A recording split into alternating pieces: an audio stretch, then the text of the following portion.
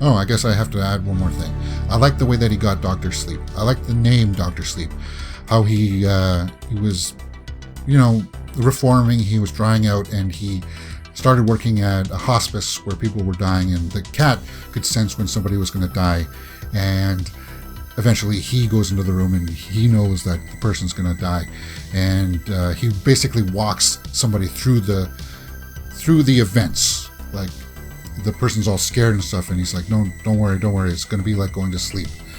And they keep calling him doctor, even though he's just kind of like a worker there, like a custodian. And I like the name Dr. Sleep because it's just, he helped ease people into the next stage, and I thought that was really, really well done. Because I think that's the way it's supposed to be. I think that's the way that it should happen in real life.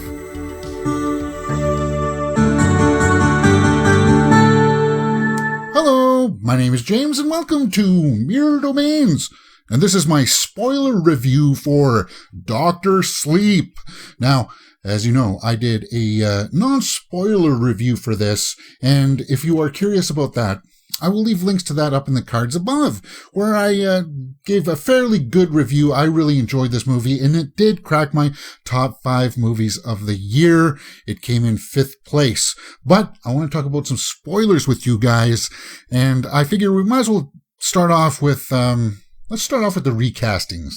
Okay, so as I said in my non-spoiler one, because it's not really much of a spoiler, they recast Danny's mother, Wendy Torrance, who was originally played by Shelley Duvall, but this time around she's played by Alex Esso.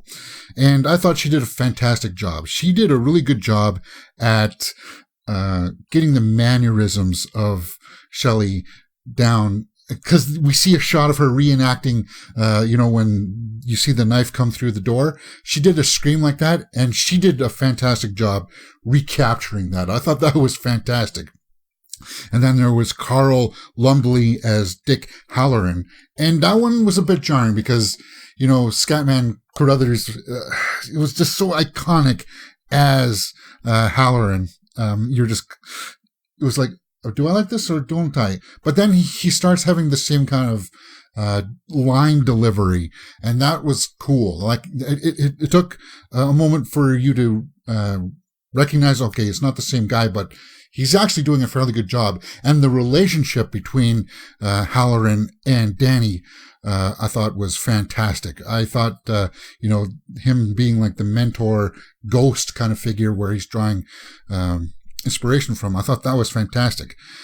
And then, of course, they recast Jack for the ending in the hotel. He becomes the bartender.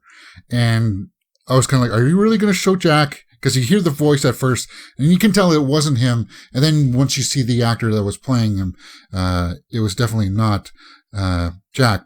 And I was kind of like, okay, well, I kind of, yeah, that's okay. I like that. I wondered, though, is this a perfect time where you could have used that de-aging technology and put like the face of Jack? Would it have worked, or would it have taken people out of it? Because it would have just been so epic to have seen Jack, a younger Jack, talking to Ewan McGregor's Danny Torrance in this. I thought that would have been epic. Who knows? Maybe it would have pulled people out of the film. So I don't fault them for that recasting. It looked good. He looked like he had the same kind of profile at times, but it was just that whole conversation with them at the bar, and he's talking about having a drink or not having a drink.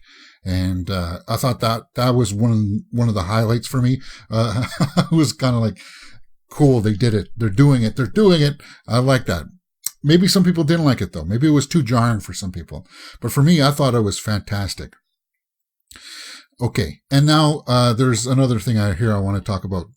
And you guys who have read the book and know the story a little bit more intimately will have to tell me this. At one point, Dan is talking about Tony. And in the first movie, Shining, he said Tony's the little boy that lives in his mouth. But then he tells Abra that he just made Tony up. And I was like, okay, well, yeah, kids do that.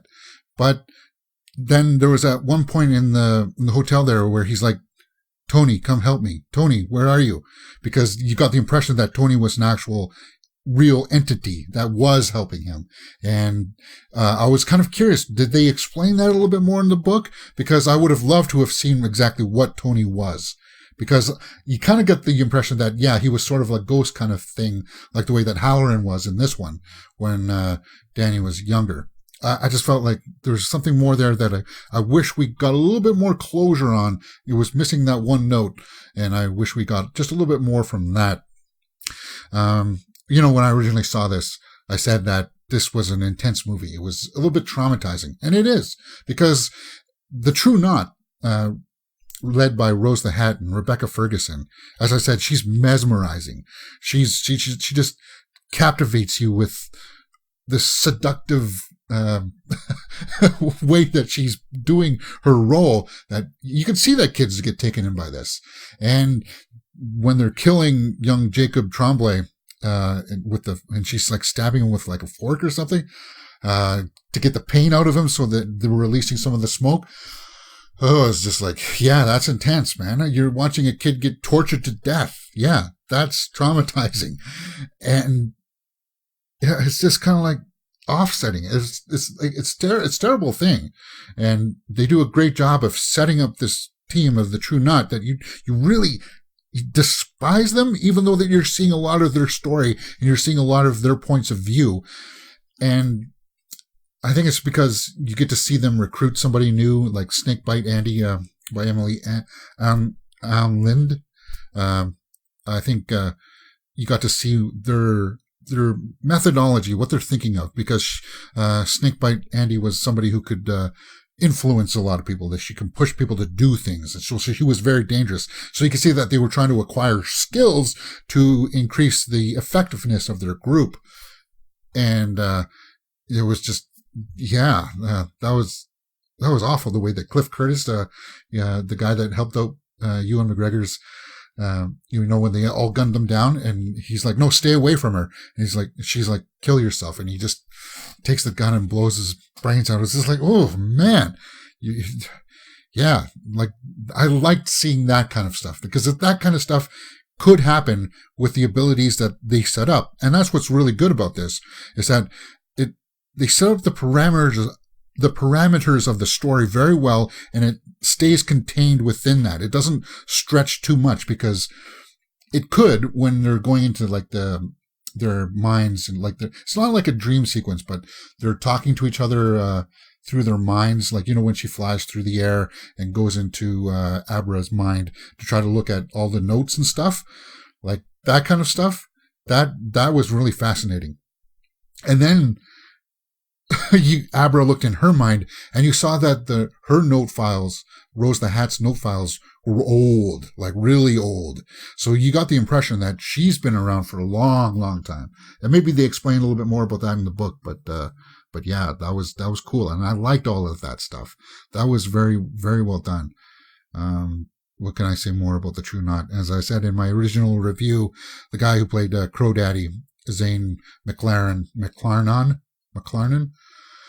he did a fantastic job. He had a great chemistry with Rebecca Ferguson. He was like the tracker. He could track them, and he set up the trap to get Abra by basically sacrificing the entire crew. I don't know if Rose the Hat signed off on that or not, but that was cool. And the way he went out too, it was just like the way that Dan and Abra kind of melded the minds together and ran him off the road was like, wow. And you're arrogant enough not to wear your seatbelt. Boom! I gotta watch this movie again. That's something that is kind of like, it doesn't jump out at you as saying that, yeah, this is one of the best movies of the year. But when you watch it, you're like, yep, that's a good movie. And then when you think about it, you're like, oh, yeah, I like that scene. I want to watch that again. I have to watch that again. And that's precisely what I am going to do, because there's just something about this that resonates with you. And it's kind of like, it's cool to see these people with their abilities square off against each other, and then to use the overlook at the end to kind of thwart Rose the Hat, like with all the place that is, that shines. Wow. I like the ending. Now, I know from some other reviews out there, they've said that the ending did deviate from the book. And maybe that's why some people were a little bit off with it. I've never read the books. I never read The Shining, and I never read Dr. Sleep. So I never had previous expectations. All I would really wanted to see was just a well-constructed story. And for the most part, I think that's what we got. Dr. Sleep. What did you guys think about this? What was your favorite parts in this? What was something that just really stood out to you like this and was like, yeah, Rebecca Ferguson, she's great. Well, seeing the twins at the end, that was creepy. What really jumped out at you? Let me know in the comments below. And what did you think about Dr. Sleep? As I said, it was my 5th favorite movie of the year. I gave it an 8.5 out of 10, and I figure that that's probably where it's going to stay. It was just a really, really enjoyable time at the movies. Okay, so that's it. YouTube is recommending a video for you to watch right there, and you can see my latest one just right up here. My name is James, and you're watching Mirror Domains. If you've liked what you've seen, please hit that thumbs up button and subscribe.